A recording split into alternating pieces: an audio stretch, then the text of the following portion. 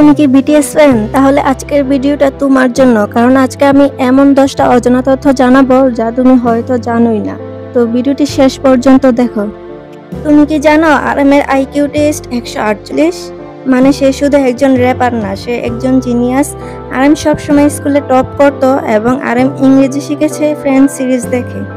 তুমি জানলে অবাক হবে যে বি কোনো অডিশনে যায়নি, হঠাৎ করে সুযোগ পায়।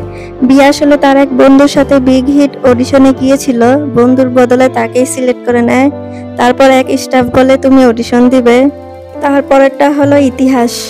জাংকুক যখন অডিশন দেয় তখন 7টা বড় বড় এজেন্সি জাংকুককে চেয়েছিল, কিন্তু সে যায়নি কারণ সে আরএম এর পারফরমেন্সে মুগ্ধ হয়েছিল এবং বিটিএস এ জয়েন করেছিল। জিনের স্বপ্ন ছিল একজন অভিনেতা হওয়া, সে গান জানতোই না, বিগ হিট তাকে তার চেহারা দেখে কাস্ট করেছিল। সুগার বাবা সবসময় চাইতো তার ছেলে সঙ্গীত করুক।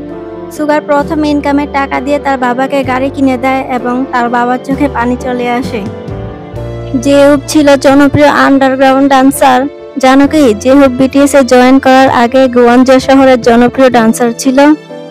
জিমিনি হচ্ছে একমাত্র মেম্বার যাকে কিনা তার শিক্ষকরাই সাজেস্ট করেছিল বিগ হিটে অডিশন দেওয়ার জন্য এবং জিমিনকেই সিলেক্ট করা হয়।